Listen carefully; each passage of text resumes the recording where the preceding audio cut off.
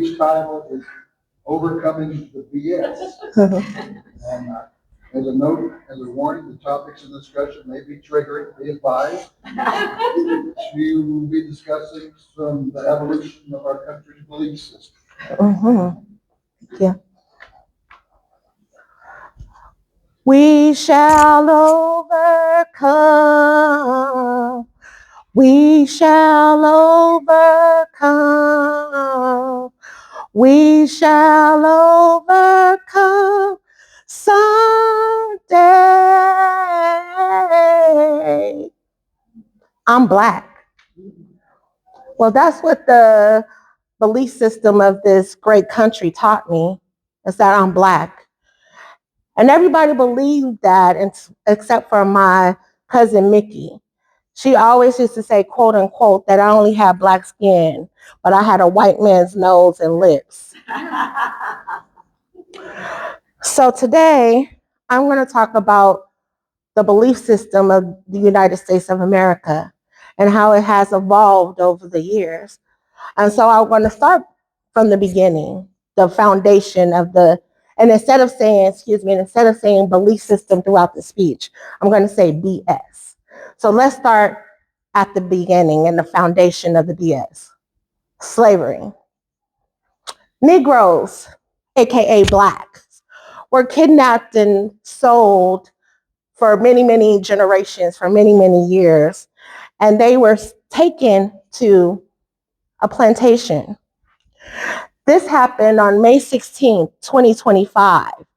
The Nottoway plantation in Louisiana, the biggest plantation in Louisiana, mysteriously burned down and caught fire.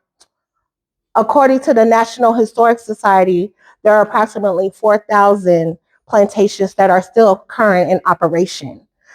That includes that have historically slavery activities that have occurred on them. And some of them are national museums, historic sites, but just like the Nottoway, some of them are resorts, premier vacation destinations, and bed and breakfasts. Meet Charles J. Wall, the owner of the Oak Grove Plantation in Mississippi. He was the son of a reverend well known in the community, and he's also my paternal great-great-great-grandfather. See, Grandpa Charles here, Grandpa Charles here got my great-great-great-grandmother Irene pregnant when she was 15 years old, and she was a slave, his prized possession. Imagine having your wedding or your baby shower at a concentration camp, but it still happens, 2025, here in the great US of A. BS. And I know people always say, oh, well, that was so long ago, Patrice. Don't worry. It's changed. Sure. This is what my grandparents and my parents went through. Segregation, Jim Crow. I never bothered to ask them what they went through when they went through this. But you know what I always wanted to know? How these Christian white folks treated those pole colored folks. Another name for Black. Always wondered, did you ask them to get up from their seat from the bus?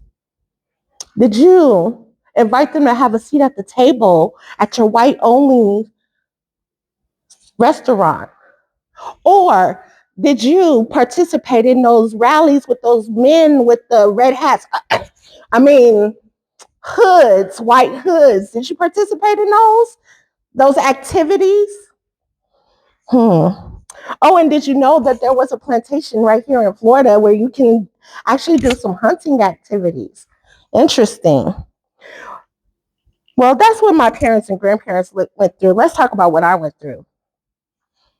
1991, a young Black father was beaten viciously by 8 LAPD officers and recorded by a white man.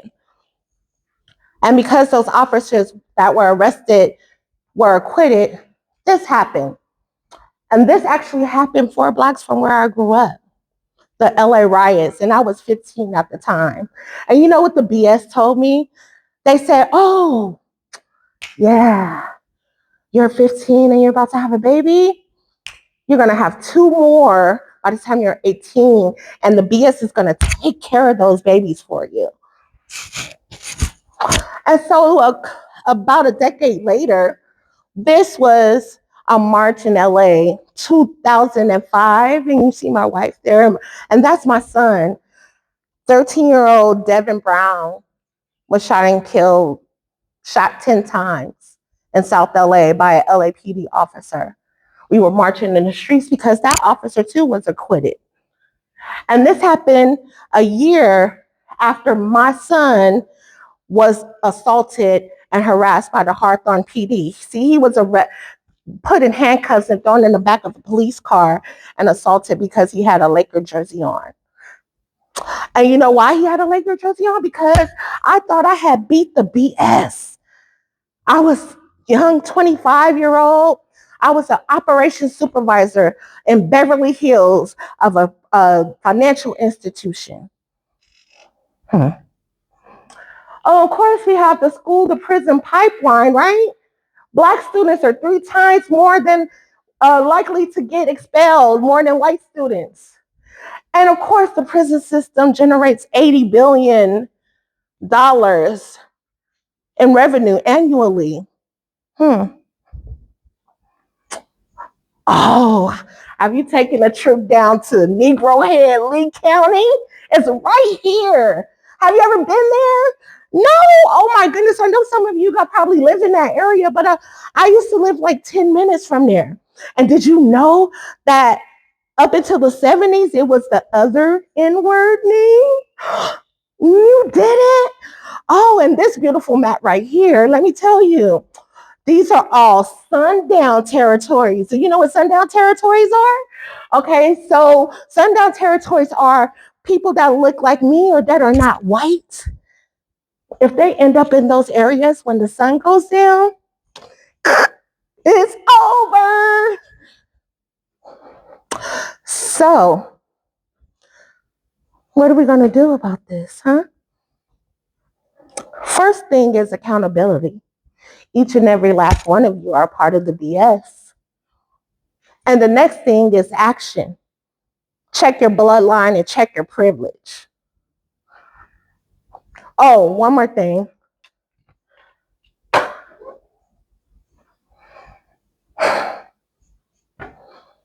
The name Ann, on my mom's side, the name Ann, 3 women have the name Ann in my mom's family. And the BS, because of the BS, a lot of Blacks don't have records of their history. So no one knew where the name Ann came from. Meet Martha Ann Harris Brooks, born in 1840 in Alabama and died in 1914. And she's my great-great-great-grandmother. And if you haven't guessed it by now, Mickey was right.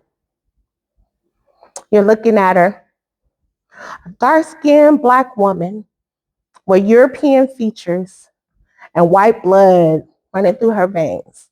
But still in 2025, I was still hunted, still a target.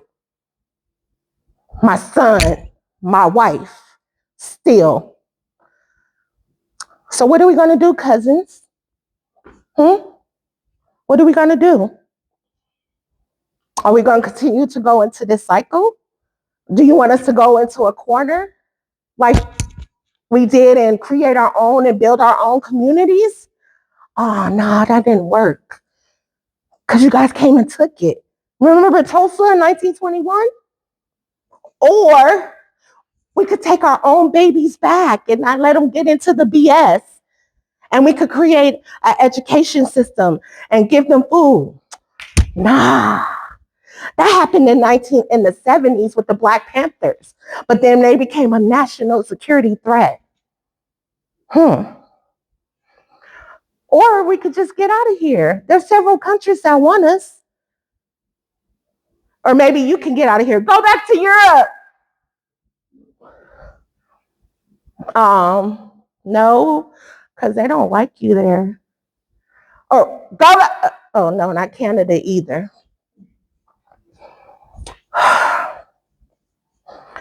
Well, whatever it is, I'll be ready for it.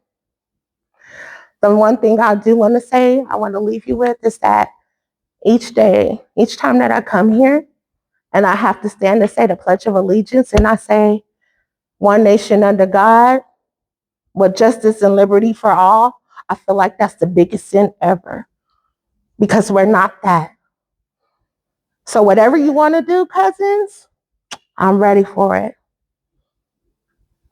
Oh, deep in my heart, I do believe that we shall overcome someday.